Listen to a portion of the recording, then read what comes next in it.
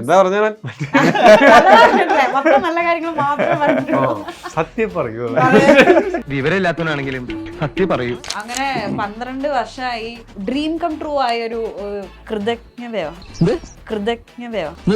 അർത്ഥം എനിക്ക് അറിഞ്ഞൂടാ. നല്ല വെയിറ്റ് ഉള്ള വാക്കല്ലേ, കൊള്ളാമോ? അതിനകത്ത് ഞാൻ കടക്കുന്നില്ല. ഇന്റർവ്യൂലൊന്നും പറയാൻ പറ്റാത്ത കാര്യങ്ങൾ അതെന്ത് കാര്യം? എനിക്കൊരു കാര്യം പറയാനുണ്ട്, പക്ഷെ അതിപ്പോ പറയാൻ പറ്റില്ല. അതെന്താ ഏട്ടാ? എനിക്ക് ചില കാര്യങ്ങൾ പറയാനുണ്ട് നിന്നോട്.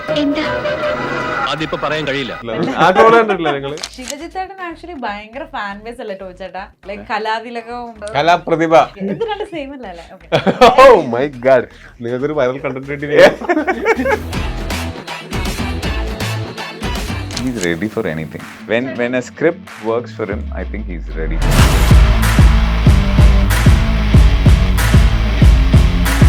ഞാൻ സിനിമ സ്വപ്നം കണ്ട വന്ന ആളാണ്. ഞാൻ ആ സ്വപ്നത്തിലാണ് ജീവിക്കുന്നത്. ഇപ്പൊ എനിക്ക് റെസ്പോൺസിബിലിറ്റി ഇല്ലേ? പറമ്പിൽ കളിക്കാൻ പോകുന്ന ആളോ അതൊക്കെ വെച്ച് നോക്കുമ്പോൾ ഇത് ഹാർഡ് വർക്ക് ആണോ? അല്ലല്ലോ. എന്നെക്കാളും ഒരുപാട് ടാലന്റഡ് ആയിട്ടുള്ള ആൾക്കാരുണ്ടാവും. പക്ഷെ ഞാൻ എടുക്കുന്ന പണി അവർ എടുക്കുന്നുണ്ടാവില്ല. മലയാളം മുകളിൽ ഉരുൾപൊട്ടലുണ്ടാവും, ഇവിടെ വെള്ളം പൂകാം, അല്ലെങ്കിൽ ഭൂകമ്പം ഉണ്ടാവും, എന്ത് വേണേലും ഉണ്ടാവും. തലയിൽ വാള് കുത്തി കയറി താടിക്ക് തീ പിടിച്ചു. ഇവിടെ എനിക്കിവിടെ സ്റ്റിച്ച് ഉണ്ടായിരുന്നു. അത് തലയിൽ ഇങ്ങനെ ഇത് ഇങ്ങനെ പറഞ്ഞിട്ട് ഉൽക്കൊക്കെ വീണ പോലെ എന്റെ മുഖത്തേക്ക് വീണു. അപ്പൊ ഇപ്പൊ തന്നെ മുഖം തിരിച്ചു കളഞ്ഞു. അവരുടെ ഇവിടെ ഒന്നും കിട്ടിയില്ല, ഇവിടെ കിട്ടിട്ടോ. ഇവിടെ ഒരു ഇത്രയും സ്ഥലം പൊള്ളി. ഫാമിലിക്ക് വേണ്ടിയിട്ട് എപ്പോഴും ഒരു നിശ്ചിത സമയം മാറ്റി വെക്കുന്ന ഒരു പെർഫെക്റ്റ് ഫാമിലി മാൻ ആണ് ചേട്ടൻ. അത് പെർഫെക്റ്റ് ജെന്റിൽമാൻ ആയതുകൊണ്ടൊന്നല്ല, എന്റെ ആങ്കർ അവിടെയാണ്. സിനിമയിലൊക്കെ അഭിനയിച്ച ഒരു സക്സസ് ഒക്കെ വന്നു കഴിയുമ്പോൾ ചുറ്റുമുള്ള ആൾക്കാർ ഇവൻ അങ്ങനെ ആയിരിക്കുന്നൊക്കെ ചിന്തിച്ച് കുറെ ആൾക്കാർ നമ്മുടെ അടുത്ത് അകന്നു പോകും. ബേസിൽ ഞാനും കൂടെ ഞങ്ങളൊരു ഫംഗ്ഷന് പോയിട്ട് തിരിച്ചു വരുമ്പോൾ ബേസിന്റെ അടുത്ത് നീ വണ്ടി കയറും, നമുക്ക് ഒരുമിച്ച് പോകുന്നുണ്ട്. ഞാൻ സേഫ് ആയിട്ട് ഇങ്ങനെ കാറിലേക്ക് കയറുന്ന നേരത്തെ ചായ വന്നു വിളിയപ്പോ ഞാൻ ഓക്കെ ഇങ്ങനെ ഒരു തിരിയലും ഇതിന്റെ ഷാർപ്പ് അടിച്ചു കൊണ്ടിട്ട് ഇവിടെ 4 സ്റ്റിച്ച്. ബേസിലാണെങ്കിൽ ചിരി അടക്കാനും പറ്റില്ല. മറ്റേ പൂജയുടെ വീഡിയോ നമ്മൾ കണ്ടിരുന്നു, അതവിടെ അവര് ഫൺ മൊമെന്റ് ആക്കുന്ന. അതിന്റെ ഞാൻ പറഞ്ഞത് ഇവൻ കാണാത്തവരൊക്കെ ഇവൻ ഈ വീഡിയോ കണ്ടില്ലേ, ഇവന്റെ ഫോണിൽ എല്ലാരും കൊണ്ടുപോയി കാണിക്കും. അത് കഴിച്ചിട്ട് ഇങ്ങനെ ഒറ്റയ്ക്ക് ഇങ്ങനെ ചെന്നിട്ട് ഈ ഫോണിൽ ഈ വീഡിയോ വീണ്ടും വീണ്ടും കണ്ടു. ഇതായിരുന്നു എന്റെ പരിപാടി.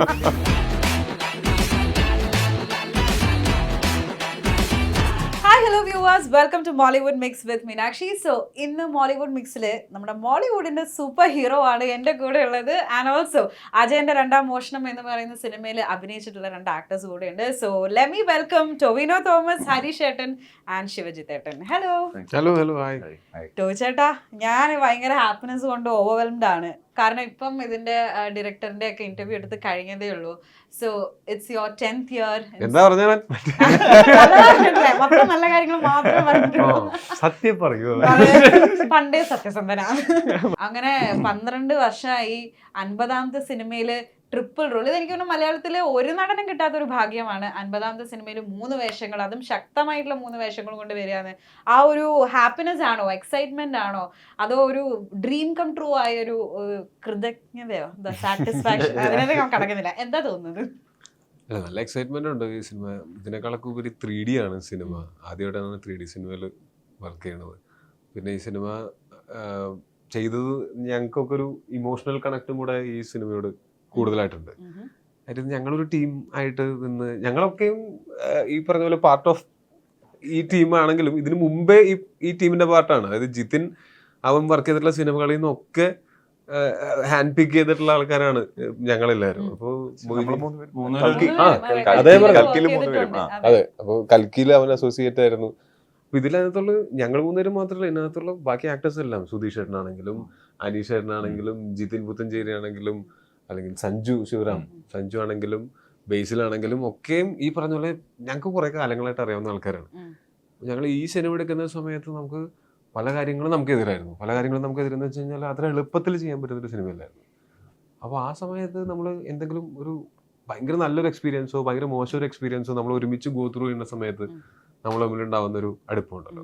അങ്ങനെ ഒരു അടുപ്പം ഞങ്ങൾക്ക് എല്ലാവർക്കും ഈ സിനിമയുടെ സമയത്തുണ്ടായിരുന്നു. ഭയങ്കര സംഭവ ബഹുലമായിരുന്നു. ഇന്റർവ്യൂലൊന്നും പറയാൻ പറ്റാത്ത കാര്യങ്ങൾ. അതുകൊണ്ടല്ലേ ഇന്റർവ്യൂവിൽ പറയാൻ എനിക്കൊരു കാര്യം പറയാനുണ്ട്, പക്ഷെ അതിപ്പോ പറയാൻ പറ്റില്ല. ദേവൻ ചേട്ടന്റെ മറ്റേ ആ വീഡിയോ ഒന്നും കണ്ടിട്ടില്ലേ നിങ്ങള്? എനിക്കൊരു കാര്യം പറയാനുണ്ട്, പക്ഷെ ഇപ്പൊ പറയാൻ പറ്റില്ല. ആ ടോള് കണ്ടിട്ടില്ലേ നിങ്ങള്? അത് പറഞ്ഞായിരുന്നു. അപ്പോ ഈ സിനിമ വർക്ക് ചെയ്യുന്ന സമയത്ത് ഞങ്ങള് അതുകൊണ്ടൊരു കൂടുതൽ ഇമോഷണൽ കണക്ട് ഉണ്ട് സിനിമയോട്. പിന്നെ ഇതിൻ്റെ അകത്ത് നമ്മുടെ ഇന്റൻഷൻസ് ഭയങ്കര പ്യുവർ ആയിരുന്നു. ഈ സിനിമ നമുക്ക് ഈ സിനിമ എടുക്കുക എന്നുള്ളതല്ലാണ്ട് ഇതിൽ നിന്ന് നമ്മൾ വേറെ ഒന്നും പ്രതീക്ഷിക്കുന്നില്ല. അതുകൊണ്ട് തന്നെ നമ്മളെല്ലാവരും ഒരേ മനസ്സോടെ ഒരുമിച്ച് വർക്കും ചെയ്തിട്ടുണ്ടായിരുന്നു. അതിൻ്റെ ഒരു എക്സൈറ്റ്മെന്റ് ഈ സിനിമ സ്ക്രീനിൽ കാണാനായിട്ട്, ഇത് എല്ലാം കഴിഞ്ഞിട്ട് CGയും ഇതിന്റെ ബാക്ക്ഗ്രൗണ്ട് സ്കോറും ഇതിന്റെ 3Dയും ഒക്കെ കഴിഞ്ഞിട്ട് ഫസ്റ്റ് ഡേ പ്രേക്ഷകരൊപ്പം ഇരുന്ന് തിയേറ്ററിൽ കാണുന്നതിനെ കുറിച്ച് ആലോചിച്ചിട്ട് എനിക്ക് ഭയങ്കര എക്സൈറ്റ്മെന്റ് ഉണ്ട്. യെസ്. അപ്പൊ ഇതിന്റെ ഡയറക്ടർ ആയിട്ടുള്ള ജിതിൻ ലാലിനെ നിങ്ങൾക്ക് 3 പേർക്കും കുറച്ചധികം ഞങ്ങൾ നാളുകളായിട്ട് 3 ആൾ ഒരുമിച്ച് അഭിനയിച്ച കൽക്കിയിലെ കൽക്കി, അതെ. അപ്പം കൽക്കിയിലും ചേട്ടൻ അസോസിയേറ്റ് ആയിട്ട് വർക്ക് ചെയ്തിട്ടുണ്ട്. അപ്പം ആ ഒരു friendship which led to this film അങ്ങനെയായിരുന്നോ ഹരിശേട്ടാ? എനിക്ക് തോന്നുന്നു ഇതിന്റെ ഒരു ജസ്റ്റ് ഒരു ഐഡിയ ആയിട്ട് ചേട്ടാ ഇങ്ങനെ ഒരു സാധനം പ്ലാൻ ചെയ്യുന്നുണ്ട് എന്ന് ഞാൻ ആ കൽക്കി ചെയ്യുന്ന സമയത്തായിരുന്നു ജിതിൻ എൻ്റെ അടുത്ത് ആദ്യം പറയുന്നത്. പിന്നെ ഈ 2017 കട്ട് ടു 24 എന്ന് പറയുമ്പോൾ ഓൾമോസ്റ്റ് 7 years. ഈ 7 years യുനോ മേ ബി ഒരു ലോങ് ടൈം എന്ന് നമുക്ക് ഫീൽ ചെയ്യുമായിരിക്കും. പക്ഷെ അതിൽ ഒരു പ്രോഗ്രസ് എപ്പോഴും ഉണ്ടായിട്ടുണ്ട്. അത് ജിത്തിൻ്റെ അടുത്ത് ഓരോ പ്രാവശ്യം നമ്മൾ സംസാരിക്കുമ്പോഴും ഇതിനെപ്പറ്റി യുനോ പ്രീ പ്രൊഡക്ഷനിലായിക്കോട്ടെ, പിന്നെ ഷൂട്ട് ചെയ്യുമ്പോൾ ആയിക്കോട്ടെ, ഷൂട്ട് കഴിഞ്ഞിട്ടും ഓരോ പ്രാവശ്യം സംസാരിക്കുമ്പോൾ എന്തെങ്കിലും ഒരു ഡെവലപ്മെന്റ് ഉണ്ടാവും, ഒരു പ്രോഗ്രസ് ഉണ്ടാവും. സോ അത് ഭയങ്കര ജിത്തിൻ്റെ ഭയങ്കര ഒരു ക്വാളിറ്റി ആൻഡ് ഭയങ്കര കൺസിസ്റ്റന്റ് ആയിട്ട് ഭയങ്കര പെർസ്വേസീവ് ആയിട്ട് പുള്ളിക്കാരൻ നിന്നത്. അത് ഒരു സ്ഥലത്തും എത്രയോ പ്രശ്നങ്ങൾ വന്നിട്ട് പുള്ളിക്കാരൻ എവിടെയും ഇരുന്നിട്ടില്ല. പുള്ളിക്കാരൻ he kept on going. So അത് ഭയങ്കര ഒരു ക്വാളിറ്റിയാണ്. ആൻഡ് അത് അങ്ങനെ ഒരു ഡയറക്ടർ അങ്ങനെ നിൽക്കുമ്പോൾ നമ്മളെല്ലാം you know and we all know him. നമ്മൾ ഇതിപ്പം ഈ ARM തുടങ്ങുന്നതിന് മുമ്പ് ജസ്റ്റ് നമ്മൾ കണ്ട് പരിചയപ്പെട്ട് നമ്മൾ ഷൂട്ടിന് മാത്രം അങ്ങനെയല്ല. അതിനു മുമ്പ് നമുക്കൊരു റാപ്പും ഉണ്ടായിരുന്നു. അങ്ങനെ ഒരു റാപ്പോട് കൂടി നമ്മൾ ഇതിൽ വന്നത് കൊണ്ട് നമ്മൾ ഷൂട്ട് ചെയ്യുമ്പോഴും അങ്ങനെ തന്നെയാണ്. ഭയങ്കര ബഹളവും ഭയങ്കര ഓളമായിരിക്കും അവിടെ. So it's fun and it was challenging. അപ്പം രാത്രിയാണ് മോസ്റ്റ് ഷൂട്ട്സ്. അപ്പം ഭയങ്കര ഫിസിക്കലി ഡിമാൻഡിങ് ആയിരിക്കും. സോ ഇങ്ങനത്തെ സമയത്ത് നമ്മൾ അങ്ങനെ ഒരു അറ്റ്മോസ്ഫിയർ ഇല്ല എങ്കിൽ ഭയങ്കര ബുദ്ധിമുട്ടായിരിക്കും, ഭയങ്കര ഡ്രെയിനിങ് ആയിരിക്കും. ആൻഡ് ടോവി ആയിക്കോട്ടെ, ടോവി ഉണ്ടെങ്കിൽ ടോവി നമ്മളിപ്പം ഒരു സെറ്റിലേക്ക് പോകുന്നുണ്ടെങ്കിൽ ടോവി എവിടെയാണ് ഇരിക്കുന്നത് എന്നുള്ളത് നമുക്ക് മനസ്സിലാവും. ബിക്കോസ് ഭയങ്കര ഒച്ചയും ബഹളമായിരിക്കും. മാത്രമല്ല മറ്റേ ശബ്ദവും കേൾക്കാം ലുഡോന്റെ. ലുഡോ ഞങ്ങളുടെ മെയിൻ പരിപാടിയായിരുന്നു. ഒരു 3 മാസം നൈറ്റ് ഷൂട്ട്. 3 മാസം നൈറ്റ് ഷൂട്ടില് 2 ആഴ്ച ഉത്സവം, 2 ആഴ്ച അങ്കത്തല്ല് എന്നൊക്കെ പറഞ്ഞിട്ട്. അപ്പൊ ഇതിന്റെ ഡയലോഗ് ഷോട്ട് കഴിഞ്ഞ് എന്നെ ഒരു ഹാഫ് ആൻ അവർ ഉണ്ട് എന്ന് പറയുമ്പോൾ എന്ത് ചെയ്യും? വെറുതെ എന്നാ കളം നിരത്തിട്ട് കളം എത്ര ടയർഡ് ആയിട്ട് നമ്മൾ റൂമിൽ പോയാലും നെക്സ്റ്റ് ഡേ നമുക്ക് ആ വൈകിട്ടാകുമ്പോഴേക്കും അവിടെ എത്താൻ വേണ്ടിയിട്ടുള്ള കാരണം നമ്മള് അങ്ങനെയുള്ള ഒരു തോന്നലൊന്നുമില്ല. നമ്മളവിടെ എത്തുക, ആ ഒരു ഇതാണ് നമ്മൾ ഏറ്റവും കൂടുതൽ എൻജോയ് ചെയ്യുന്നത്. റൂമിലിരിക്കുന്നത് അല്ലെങ്കിൽ അങ്ങനെ അത് ആ ഒരു സൗഹൃദം എല്ലാവരിലും ഉള്ളത് കൊണ്ടാണ് അത് നമുക്ക് ആ ഫീൽ ചെയ്യുന്നത്, ആ എനർജി കിട്ടുന്നത്. ശിവജിത്തേട്ടൻ ആക്ച്വലി ഭയങ്കര ഫാൻ ബേസ് അല്ലേ ടോവിച്ചേട്ടാ? ലൈക് കലാതിലകവും കലാപ്രതിഭ. ഇത് രണ്ട് സെയിം അല്ലേ? നിങ്ങൾക്കൊരു വൈറൽ കണ്ടന്റ് ഈ ചേട്ടൻ എന്താണെന്നാണ് എന്നെ എറിക്കറ്റില്ലോ ഈശ്വര. എനിവേ അങ്ങനെ ഭയങ്കര ഒരു കലാപ്രതിഭയാണ്. ആ ഒരു ഇതാണല്ലോ. അല്ല, കലാപ്രതിഭയും കലാതിലകവും തമ്മിലുള്ള വ്യത്യാസം നല്ലൊരു കലാകാരൻ അല്ല, ചെറിയ വ്യത്യാസമുള്ളൂ. അല്ല, വ്യത്യാസം അറിയോ? ചെറിയ വ്യത്യാസമുള്ളൂ. എന്താണ് കലാപ്രതിഭ എന്ന് പറഞ്ഞാല് അതിൽ ആണുങ്ങളെയും കലാതിലകം എന്ന് പറയുന്നത് അത്രേ ഉള്ളൂ വ്യത്യാസം. സാധനം സെയിം തന്നെ. സംയുക്തയും ടോവിയും കൂടെയാണ് കൽക്കിയുടെ ഇന്റർവ്യൂവിന്റെ സമയത്ത് ഞാനിത് മിണ്ടാതെ മോഹിനിയാട്ടമൊക്കെ രഹസ്യമായിട്ട് അങ്ങനെ പറയേണ്ട കാര്യമില്ല എന്നുള്ള രീതിയിൽ നിൽക്കുകയായിരുന്നു. അതില് ഭയങ്കര കൗതുകമല്ലേ? പിന്നെ അല്ല, എനിക്ക് ഇത് സാധനം കിട്ടാത്തത് കൊണ്ട് ഇതിന്റെ ഒരു അതറിയല. എനിവേ, അപ്പം ഇതൊരു ഫോക്ക് ടെയിൽ പോലെയുള്ള കഥയൊക്കെ പറഞ്ഞു പോകുന്ന ഒരു സിനിമയായിട്ടാണ് ട്രെയിലറും ടീസറും ഒക്കെ കണ്ടപ്പോൾ തോന്നിയത്. I think you have a very vast performing scope in this film. What you say? ഈ മൂവി ആക്ച്വലി ഇതിന്റെ പ്രീ പ്രൊഡക്ഷൻ നടക്കുമ്പോൾ ഞാൻ പറയുന്നത്, ഞാൻ ഇവരുടെ കൂടെയുണ്ട്. ആ ഒരു സുഹൃത്ത് അല്ലെങ്കിൽ ടോവിയൊക്കെ കളരി പ്രാക്ടീസ് ചെയ്യുന്നത് എൻ്റെ ഗുരുക്കളാണ്. ശിവകുമാർ ഗുരുക്കളടുത്ത് പറഞ്ഞിട്ടാണ് അങ്ങനെ പ്രാക്ടീസ് ചെയ്യിക്കുന്നുണ്ട്. അപ്പൊ ഈ ഒരു മൂവിന്റെ തുടക്കം മുതലേ ആ ഒരു കൂട്ടത്തിലുണ്ട്. പക്ഷെ ഒരു അഭിനയിക്കുക, ഇതിലൊരു പാർട്ട് ആക്ടിങ് വൈസ് അല്ലെങ്കിൽ ആക്ടറായിട്ട് ഇതിലുണ്ടാവുക എന്നുള്ളൊരു സംഭവം ഇല്ല അന്നും. അപ്പം അങ്ങനെയല്ല, ഇത് വലിയൊരു ഇതായിട്ട് കാണാനുള്ള ഒരു ആഗ്രഹത്തിൽ കൂടെ നടക്കുന്ന ഒരാളാണ്. ഇതിനകത്ത് ഒരു എക്സ്റ്റെൻഡഡ് കാമിയോ പോലത്തെ ഒരു ക്യാരക്ടറിന് സഹായം ചോദിച്ച് ഞങ്ങൾ വിളിച്ച് അമേരിക്കയിൽ നിന്ന് വിളിച്ചു വരുത്തിയതാണ് പുള്ളിനെ. Busy സ്വന്തം schedule. കയ്യില് പൈസക്ക് ടിക്കറ്റ് എടുത്ത് പുള്ളി ഞങ്ങളെ സിനിമയിലേക്കാവുന്നതാണ്. അപ്പം ഞാനും കുറെ ആയിട്ട് കളരിയൊന്നും പ്രാക്ടീസും കാര്യങ്ങളൊന്നും ഉണ്ടായില്ല. ടോവി ആണെങ്കിൽ കുറച്ച് നാളായിട്ട് പ്രാക്ടീസ് ആയിട്ട് നല്ല അടിപൊളിയായിട്ട് നിൽക്കുന്നുണ്ട്. അപ്പം വീണ്ടും ഒരു കളരി ചെയ്യുമ്പോൾ 2 കൊല്ലം പഠിച്ചാണോ 3 മാസം പഠിച്ചെന്നെ Touch വിട്ടു. അപ്പം ചെയ്യുമ്പോൾ കുറച്ചും കൂടി ആ ചെയ്ത് വെച്ചതിനെക്കാട്ടി കുറച്ചുകൂടി നന്നായിട്ടില്ലെങ്കിൽ അത് നമ്മള് ഇത് എപ്പോഴും കിടക്കും ഈ മൂവി. അപ്പൊ അങ്ങനെ ഒരു വലിയ കോൺഫിഡൻസ് ഇല്ലാതെ വന്നത്. പിന്നെ ഒരുമിച്ച് പ്രാക്ടീസ് ഒക്കെ ചെയ്ത് നമ്മൾ കുറച്ച് 2 ആഴ്ചയെങ്കിലും ഞങ്ങൾ പ്രാക്ടീസ് ചെയ്തു. ഞങ്ങള് ഗുരുക്കളും സെയിമാ. അപ്പൊ ഞങ്ങക്ക് അവിടെ ഒരു ക്ലാസ് റൂം പോലെ ആയിരുന്നു. അതായത് ഗുരുക്കള് പറയും. അപ്പൊ എല്ലാ ദിവസവും Class ഉണ്ട്. ഷൂട്ട് കഴിഞ്ഞിട്ട്, എനിക്ക് ഷൂട്ടില്ല അന്നേരം, ഷൂട്ട് കഴിഞ്ഞിട്ട് ടോവി വരും. അത് നൈറ്റ് ഷൂട്ട് ആണെങ്കിൽ ഏർലി മോർണിംഗ് ഉണ്ടാവും പ്രാക്ടീസ്, അല്ലെങ്കിൽ വൈകിട്ട് ഉണ്ടാവും. അപ്പൊ നമുക്ക് ശരിക്കും ആ റിയൽ വെപ്പൺസും കാര്യങ്ങളൊക്കെ ആയിട്ടായിരിക്കും നമ്മൾ പ്രാക്ടീസ് ഉണ്ടാവും. ഞാന് ഒരു വീഡിയോ കണ്ടിരുന്നു, ഇങ്ങനെ മറ്റേ വാളും പരിചയം വെച്ചിട്ട് ഇങ്ങനെ തടുക്കുന്ന ഒരു വീഡിയോ. ചേട്ടൻ ഒരു ചെറുക്കൻ ഇങ്ങനെ വെട്ടാൻ വരുമ്പോ. അത് മറ്റേ പൊന്നിയത്തങ്കം.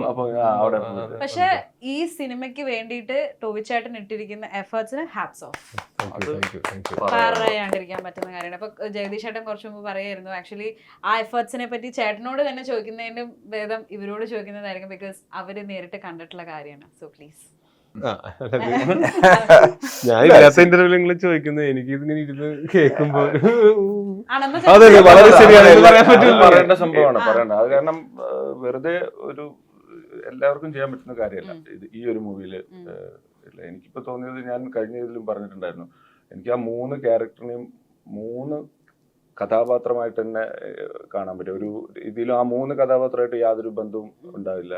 അല്ലെങ്കിൽ എവിടെയും ഇപ്പോൾ ഇതുവരെ അഭിനയിച്ചു വെച്ചിട്ടുള്ള, ടോവി ചെയ്തു വെച്ചിട്ടുള്ള ഓരോ ക്യാരക്ടറായിട്ടും ഒരു ബന്ധമില്ലാതെ ആ ഒരു ഓരോ കഥാപാത്രത്തിന്, ഈവൻ ഡബ് ചെയ്യാൻ പോയപ്പോഴും ഞാൻ കാണാൻ വേണ്ടി പോയിട്ടുണ്ടായിരുന്നു. ആ സമയത്ത് ഓരോ കഥാപാത്രത്തിന്റെ വോയിസിന് വരെ വ്യത്യാസം കൊടുത്ത്, ഏർലി മോർണിംഗ് ഒരു കഥാപാത്രത്തിന് ഏർലി മോർണിംഗ് ചെയ്തു, മറ്റേ വേറൊരു ടൈമിൽ ചെയ്തു. അങ്ങനെ അത്രയും എഫേർട്ട് ഇട്ടിട്ട് ഓരോ ചെറിയ ചെറിയ കാര്യങ്ങൾക്ക് പോലും ചെയ്യുന്നത് ഞാൻ കണ്ടിട്ടുണ്ട്. അപ്പൊ അത് പറയാതിരിക്കാൻ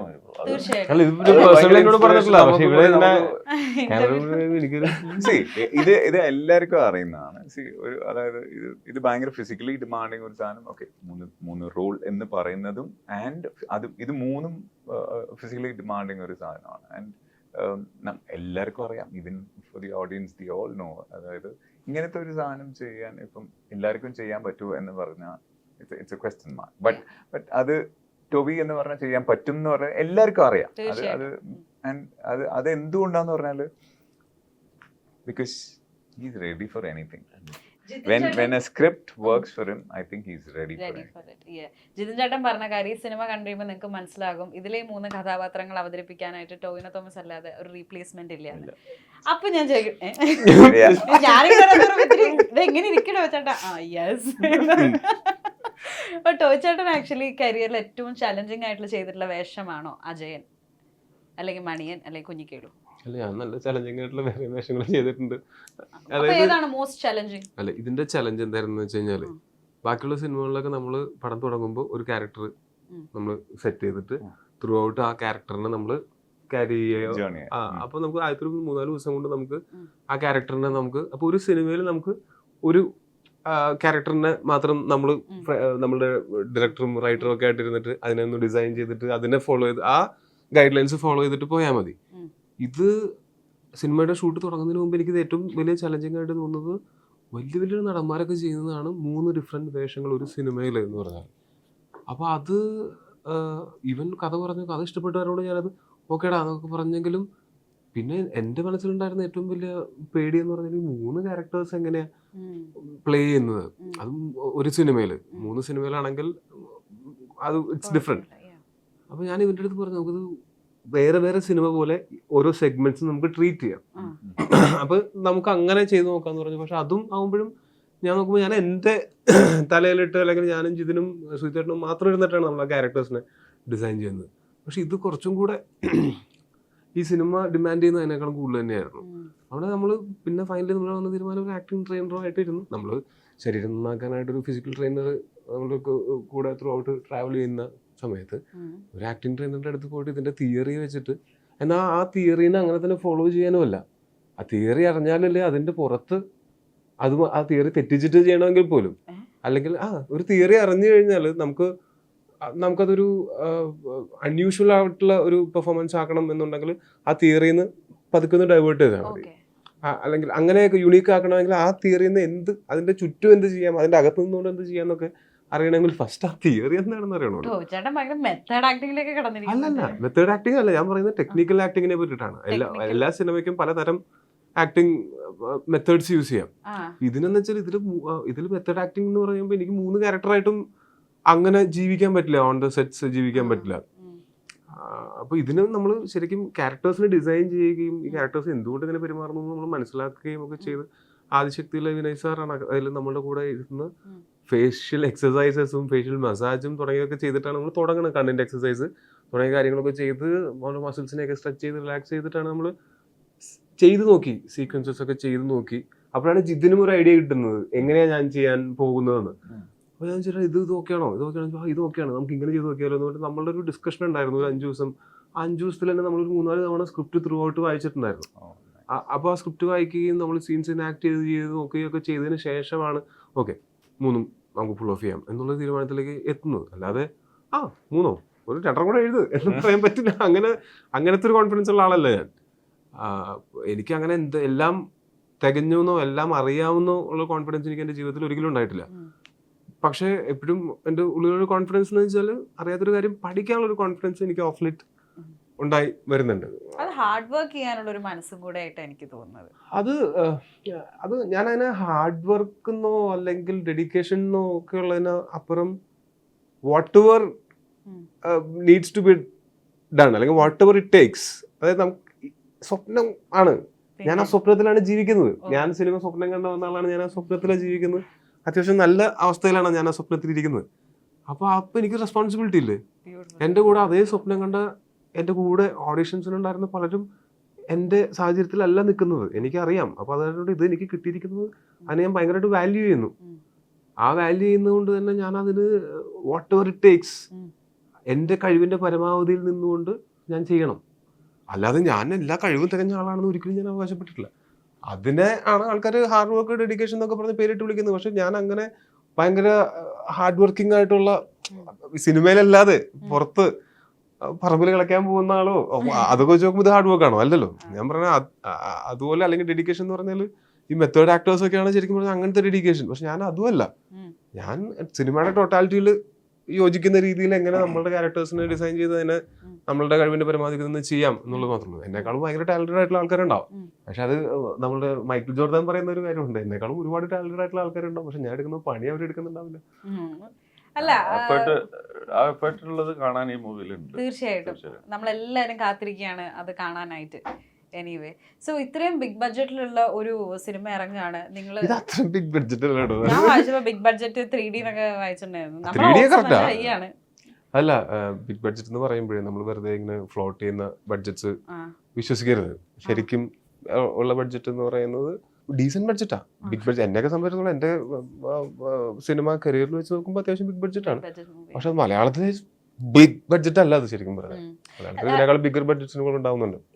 അല്ല, ഈ ഒരു സിനിമ മലയാളികളിലേക്ക് എത്തുമ്പോൾ ഒരു സൊസൈറ്റിയിലേക്കും കൂടിയിട്ട് ഒരു അവയർനെസ്സോട് കൂടിയിട്ട് വരുന്ന പോലെ തോന്നി. ബിക്കോസ് വയനാട് ഫ്ലഡ് ഇഷ്യൂവിനെ റിലേറ്റ് ചെയ്തിട്ട് നിങ്ങൾ ഇതിന്റെ ഒരു ഒരു അപ്ഡേറ്റ് അത് മാറ്റി വെച്ചിരുന്നു എന്ന് നമ്മൾ അറിഞ്ഞു, which I think is A very beautiful thing. കാരണം സിനിമ ഇറങ്ങുന്നത് പ്രേക്ഷകർക്ക് എൻജോയ് ചെയ്യാനാണ്. ബ്യൂട്ടിഫുൾ തിങ് ബേസിക്കലി അതല്ലേ നമ്മളുടെ സെൻസിബിലിറ്റി എന്നൊക്കെ പറയുന്ന സാധനമല്ലേ.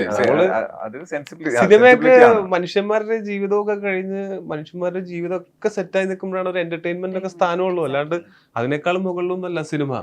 എനിക്ക് തോന്നുന്നു മാറ്റി വെച്ചു എന്ന് പറയുന്നത്, ബ്യൂട്ടിഫുൾ എന്ന് പറയുന്നത്, I think it's the basic. ബാക്കി ഇറങ്ങിയ സിനിമകൾക്കൊന്നും അങ്ങനെ നമ്മൾ കണ്ടിട്ടില്ല. ബട്ട് ദിസ് വൺ ഹാഡ് ആ ഒരു മൈൻഡ് സെറ്റ്. നമ്മുടെ ചുറ്റുമുള്ള ആൾക്കാരാണ് അവിടെ കരഞ്ഞോണ്ടും ഫാമിലി പോയ ആൾക്കാർ എല്ലാവരും ഇരിക്കുന്നത്. ആ സമയത്ത് നമ്മള് കാണുന്ന വീഡിയോസും ഞാൻ ഒരു പോയിന്റ് കഴിഞ്ഞപ്പോ ന്യൂസ് ചാനൽ കാണാൻ പറ്റാണ്ടായി. ചേട്ടൻ ഭയങ്കര സെൻസിറ്റീവ് ഹാർട്ടഡ് പേഴ്സൺ അല്ലേ? ആരല്ലാത്തത് അല്ലേ?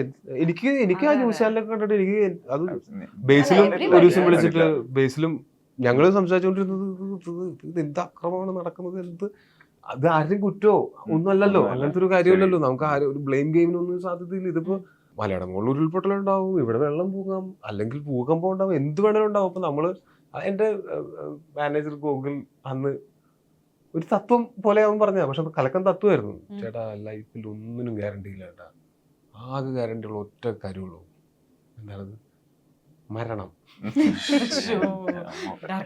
അല്ല അല്ല ശരിക്കും ഗ്യാരണ്ടി ഫാക്റ്റാണ്. ശരിയാണ്. എന്തായാലും മരിക്കും, അതിൽ യാതൊരു ഉറപ്പില്ല. ഭാഗ്യം ഉണ്ടെങ്കിൽ മരിക്കാതിരിക്കാം എന്ന് പറയുന്ന ഓപ്ഷൻ ഇല്ലല്ലോ. സത്യം. യെസ്. ഈ ഇത്രയൊക്കെ ബിസി ഷെഡ്യൂൾ ഉണ്ടെങ്കിലും ഇത്രയൊക്കെ തിരക്കുകൾ ഉണ്ടെങ്കിലും ഞാൻ ചേട്ടൻ്റെ ഇൻസ്റ്റാഗ്രാം റെഗുലറായിട്ട് ഫോളോ ചെയ്യുന്ന ഒരാളാണ്. സോ ഐ സീൻ ഫാമിലിക്ക് വേണ്ടിയിട്ട് എപ്പോഴും ഒരു നിശ്ചിത സമയം മാറ്റി വെക്കുന്ന ഒരു പെർഫെക്റ്റ് ഫാമിലി മാൻ ആണ് ചേട്ടൻ. നീ ഇവരുടെയൊക്കെ ഇൻസ്റ്റാഗ്രാം നോക്കാത്തതുകൊണ്ടാണ്. അത് തീർച്ചയായിട്ടും അത് പെർഫെക്റ്റ് ജെന്റിൽമാൻ ആയതുകൊണ്ടൊന്നുമല്ല. എന്റെ ആങ്കർ അവിടെയാണ്. എനിക്ക് അല്ലാണ്ട് അതെ വീട്ടിൽ പോകുമ്പോഴാണ് എനിക്ക് ഏറ്റവും ഞാനായിട്ടിരിക്കാൻ പറ്റുക. ഞാൻ ഇങ്ങനെ തന്നെ പറയും, അതായത് I won't be myself I don't go home. We can be away from family. I feel. And ടോവിനും ഞാൻ അതുപോലെ തന്നെയാണ് ഞാൻ കണ്ടിരിക്കുന്നത്. So it's a very beautiful thing. പുറത്തൊക്കെ നമ്മൾ വേറെ വേറെ പെർസോണാസ് ഇടേണ്ടി വരുമല്ലേ. ഇന്റർവ്യൂവിന് ഇരിക്കുമ്പോ എനിക്ക് ഇങ്ങനെ ഇരിക്കണ്ടേ, കാല് തുമ്പ കയറ്റി വെച്ച് ഇങ്ങനെ ഇരിക്കാൻ പറ്റില്ലല്ലോ. വീട്ടിൽ പോയി കഴിയുമ്പോൾ മാത്രമല്ലേ നമ്മളെ ജഡ്ജ് ചെയ്യാത്ത ആൾക്കാർ നീ എന്താ അങ്ങനെ ഇരിക്കുന്നത് എന്റെ അടുത്ത് ആരും ചോദിക്കില്ല. എന്റെ വീട്ടിൽ പോയിട്ട് എനിക്ക് തലയും കുത്തി നിൽക്കാം. ടൂവിന് തലയും കുത്തി നിൽക്കുന്നു എന്നുള്ളത് അതിനപ്പുറത്ത് അവരതിനകത്ത് എന്തുകൊണ്ട് തലയും കുത്തി നിൽക്കുന്നു അങ്ങനെ ഒന്നും ഒരു ചോദ്യം എൻ്റെ അടുത്ത് വരില്ല. എനിക്ക് ബാക്കിയുള്ള ഇപ്പൊ സിനിമയിൽ വന്നതിന് ശേഷം ഉണ്ടല്ലോ, നമ്മളല്ല ചുറ്റുമുള്ളവരാണ് നമ്മളെ നോക്കിക്കാണുന്ന രീതിയാണ് മാറുക. എന്നിട്ട് പറയും അവൻ ആകെ മാറിപ്പോയിരിക്കുന്നു, അവൻ തിരക്കല്ലേ. നീ വിളിച്ച് നോക്കിയായിരുന്നോ എന്നെ? ഇല്ല, എന്താ വിളിച്ചു നോക്കാൻ? ഞാൻ തിരക്കായിരിക്കും നീ വിചാരിച്ചതല്ലേ, ഞാൻ തിരക്കില്ലല്ല, നിനക്കെന്നെ വിളിക്കാൻ പാടില്ലായിരുന്നോ എന്ന് ഞാൻ എൻ്റെ ഫ്രണ്ട്സിനോട് ചോദിക്കാറുണ്ട്.